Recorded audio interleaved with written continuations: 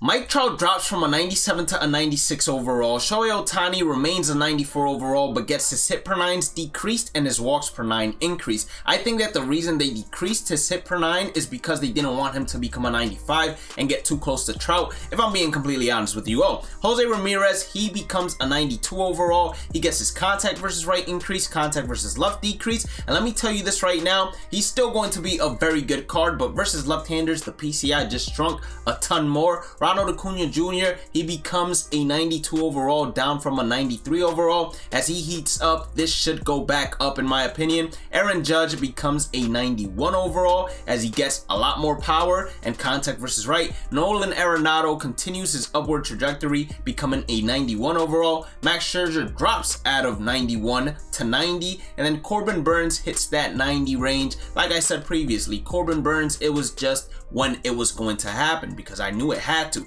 Josh Hader remains a 90 but gets his attributes switched up. Justin Verlander gets a +2.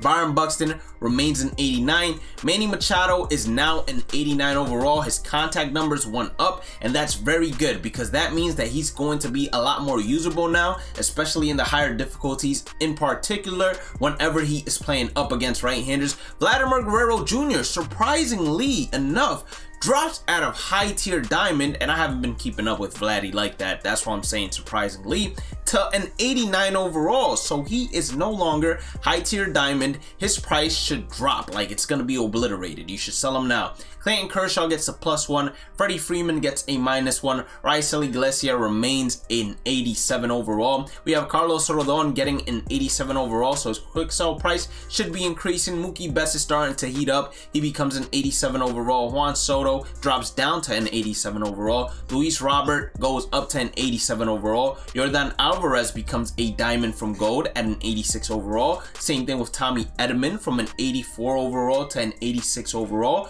Bryce Harper drops down 2. Walker Buehler drops 1. And Walker Buehler dropping 1, it does make a lot of sense if you really think about it, because I've been watching Dodger games more and he's not striking out as many hitters as he used to. Tim Anderson goes all the way up to diamond. His contact versus left is really going to be enticing, especially using him as a pinch hitter. Kevin Gausman remains an 85. Trey Turner, who I thought started the year off as high tier diamond, drops all the way down to an 85 overall, which is pretty drastic, pretty dramatic in my opinion. Matt Olson drops down to an 85. We have Taylor Rogers becoming an 85 overall. Kenley Jansen becoming 8 diamond as well. Jose Altuve remains an 85. Joe Musgrove gets closer to that diamond tier. And then we have Ty France becoming an 84. Gene Segura an 84. Paul Goldschmidt 84. Josh Bell 84. Edwin Diaz 84. Alex Bregman and Wander Franco get their attributes touched up but remain the same overall. George Springer an 84. CJ Cron an 84. Marcus Semien drops out of diamond,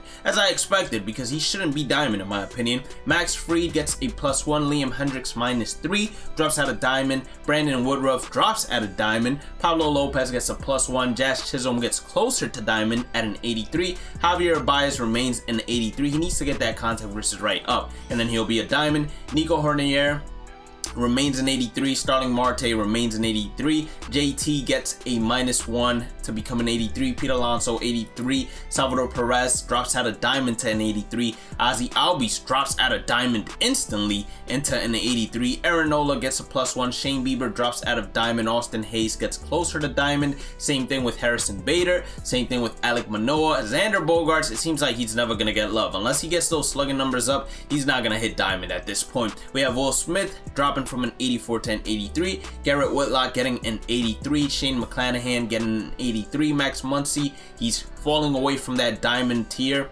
and it makes sense because his average is not up there.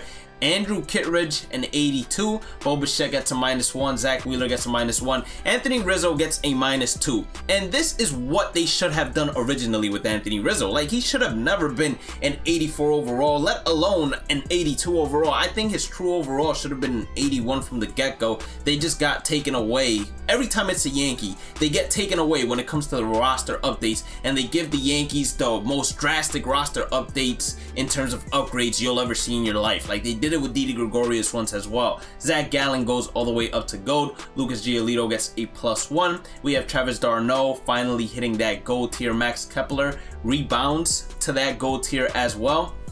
And then besides that, is there any other new golds? Dylan Cease, new gold. He's having a great year. The Yankees roughed him up a little bit, but he still got his strikeouts in. Tyler McGill, he also becomes a gold. Michael Kopech becomes a gold. Nestor Cortez Jr. having a year, becomes a gold. Christian Javier becomes a gold. Manuel Margot, Michael King, David Bednar, and then we have Willy Adames also becoming a gold. Once we enter the other programs tab, we got ourselves the Big Dog program. Inside this program, you will have moments to do. You will have parallel XP mission grinds to do with Big Dog players, and you will also have a showdown. As you complete this program, you're going to be able to obtain each and every single set of the Big Dog pack, as well as this 88 overall Tony Perez. Now, despite him having horrible fielding, his hitting is actually really good, if not amazing, for an 88 overall. 90 against both sides in terms of contact, 95 power versus right, he's not a platoon hitter, and 79 power versus left, he gets that +1 and he hits the 80 threshold. So all around a great card and someone that you could use on your bench, if not to start at third base if you enjoy using Tony Perez. We have also received the May monthly awards inside the other programs tab, and we have a ton of new diamonds to go ahead and look at, of course, but the most important one is going to be 94 overall Jim Rice, 98 contact, 96 contact, 102 power, 98 power. He plays left field, 82 fielding. The only downside to him is the 55 speed, but besides that, this card is going to be a problem. I'm telling you that right now. Now, when we look at the cards that dropped today, we have ourselves 87 overall Jorge Alfaro, who hit that dinger, who has good power and good contact against both sides with great arm strength for a catcher. Definitely could be a budget catcher if you like his swing. Merrill Kelly, who has been on fire this year, who has also a decent arsenal. He doesn't have a great arsenal, but decent enough. 85 hit per 9 is not really going to make him a starter, but you do need him for the Topps Now collection. Colin Moran, who has been on fire for the Reds. Each time I watch the Reds, he's hitting home runs, right? So he has great numbers against right-handers. Most likely going to be a platoon hitter at best. You wouldn't want him at his secondaries as he drops down to bronze. And then you have Joan Duran, who throws 99. Does he have outlier? Yes, he has outlier not only on his fastball, but also on his splitter. So that's interesting, and in order to distinguish the splitter, he has a 12.6, which is going to help him out a ton, and he also has an 89 miles per hour cutter. So this card is definitely one that you want inside your bullpen, especially with 96 hit per 9.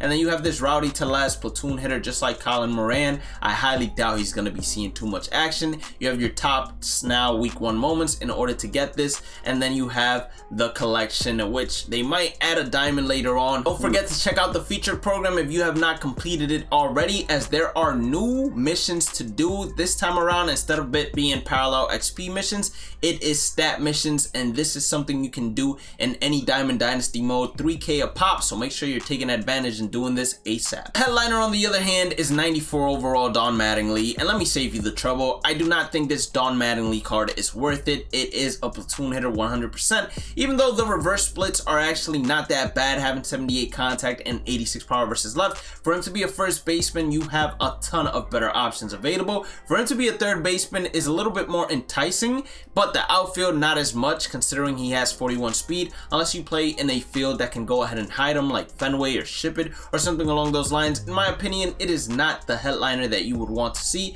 in terms of Don Mattingly and the numbers. I don't think it's going to be worth it. Last but not least, it is double XP. So from any gameplay, you will receive double the experience. You will not receive double the experience from any of the goals you complete or any of the tasks you complete, only from gameplay. So make sure you take advantage of that and play whatever game mode it is you enjoy instead of the best XP grind game mode, because at the end of the day, you want to have fun while you do this. So, you know, we got a lot more coming. The 17th, we got a new Battle Royale Flawless arriving, as well as an event with Hall of Fame difficulty, headliner set 14. Then the 20th, we have the new featured program with a new legend. The program is only going to last 2 weeks, and then there is a summer circuit, and you are allowed to sign up. So make sure you sign up if you enjoy that kind of stuff.